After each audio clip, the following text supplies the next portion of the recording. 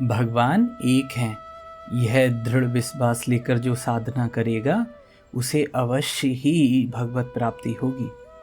फिर वह चाहे जिस भाव से, जिस रूप में उनकी आराधना क्यों ना करे।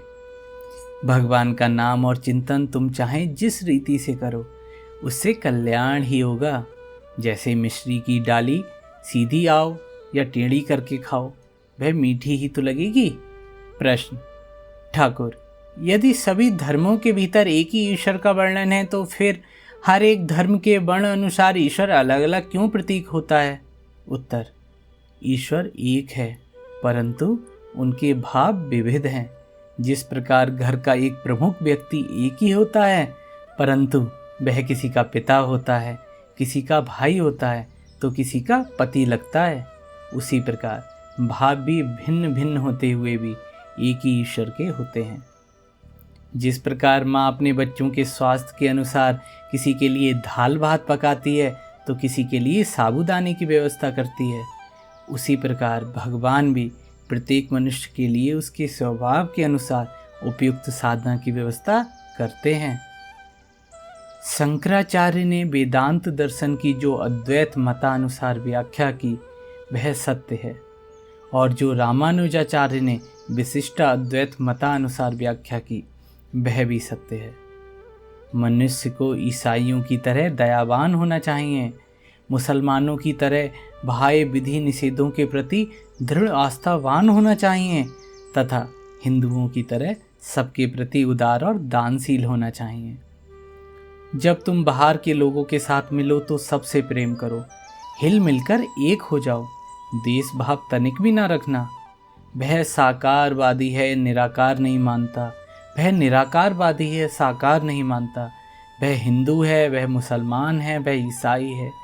इस प्रकार किसी के प्रति नाक भौं सिकोड़ते हुए घृणा मत प्रकट करना। भगवान ने जिसको जैसा समझाया है उसने उन्हें वैसा ही समझा है। यह जानकर कि सभी जन भिन्न भिन्न स्वभाव के हैं, सबके साथ जितना संभव हो सके मिलजुल कर रहना। इस प्रकार बाहर सबसे प्रेम से मिलकर जब तुम अपने घर आओगे तब मन में शांति और आनंद का अनुभव करोगे। हर एक व्यक्ति को अपने स्वधर्म का ही पालन करना चाहिए। ईसाई को ईसाई धर्म का, मुसलमान को मुस्लिम धर्म का, और हिंदुओं के लिए प्राचीन आर्य ऋषियों का सनातन मार्ग ही श्रेयस्कर होगा। यथार्थ साधक को यही भावना रखनी चाहिए कि दूसरों के धर्म भी सत्य प्राप्ति के अलग अलग मार्ग हैं। दूसरे धर्मों के प्रति श्रद्धा का भाव हमेशा रखना चाहिए। विवाद मत करना। तुम स्वयं जिस प्रकार अपने मत पर दृढ़ता के साथ निर्भर रहते हो, उसी प्रकार दूसरों को भी अपने अपने मत पर निर्भर रहने देना। व्यथा तर्क विवाद कर तुम किसी को उसकी गलती नहीं समझा पाओगे। जब ईश्वर की कृपा होगी तभी सभी धर्म वाले अपनी अपनी गलती समझ सकेंगे। एक दिन श्री रामकृष्ण भाव अवस्था में जगजननी के साथ वार्तालाप कर रहे थे। माँ, सभी कहते हैं मेरी घड़ी ठीक चल रही है, ईसाई, हिंदू, मुसलमान सभी कहते हैं मेरा ही धर्म ठीक है, परंतु माँ, किसी की भी तो घड़ी ठीक नहीं चलती।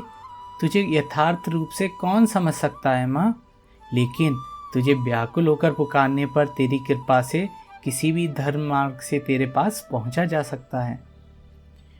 कुछ विशिष्ट साधकों को तथाकथित गुप्त साधनाओं का अनुष्ठान करते देखकर श्री रामकृष्ण के कट्टर नीतिवादी भक्तगण घृणा बुद्धि से प्रेरित हो उनसे बहुधा पूछा करते, महाराज, इतने उन्नत स्तर का साधक होकर भी अमुक ने पंचमकार की साधना की, अथवा श्रेष्ठ भक्त और पंडित होकर भी अमुक ने पर किया नायिका का घृण की साधना करी है। यह तो बड़ी अनुचित बात है ठाकुर। इस पर श्री रामकृष्ण कहा करते, इनमें उन लोगों का कोई दोष नहीं है। उन्हें 16 आना विश्वास था कि ईश्वर प्राप्ति का यही मार्ग है, इससे ईश्वर लाभ होगा। ऐसा आंतरिक विश्वास लेकर सरल भाव से जो जिस साधन प्रणाली का अनुष्ठान करता है उसे दोष युक्त कहकर उसकी निंदा नहीं करनी चाहिए। किसी के भाव को नष्ट कभी नहीं करना चाहिए, क्योंकि किसी भी भाव का ठीक ठीक अवलंबन कर आगे बढ़ने से सर्व भाव में भगवान की प्राप्ति अवश्य होगी। अपने अपने भाव के अनुसार भगवान को पुकारते चलो। किसी के भाव की निंदा ना करना और ना दूसरे के भाव को अपना समझकर ग्रहण करने का प्रयास करना। भक्तों के मन में कुछ गुप्त साधन प्रणालियों के प्रति घृणा या देश भाव देखकर उसे दूर करने के लिए श्री रामकृष्ण कहा करते, अरे तुम सब उसके प्रति देश बुद्धि क्यों रखते हो जी? यह ज्ञान रखो कि वह भी तो एक मार्ग है, पर अशुद्ध मार्ग है। जैसे घर में प्रवेश करने के लिए अनेक दरवाजे होते हैं ना, सामने वाला सदर दरवाज़ा, पीछे वाला पिछवाड़े का दरवाज़ा, फिर मैला साफ करने के लिए मेहतर के अंदर आने का एक दरवाज़ा। इसे भी वैसा ही एक दरवाज़ा समझना। कोई चाहे जिस मार्ग से प्रवेश करे, घर के अंदर आने पर सभी लोग एक ही स्थान पर पहुंचेंगे। पर इसलिए इसका मतलब यह नहीं है कि तुम भी वही मेहतर वाला मार्ग अपनाना। ऐसा कभी मत करना, परंतु साथ ही उनके प्रति देश भाव भी मत रखना।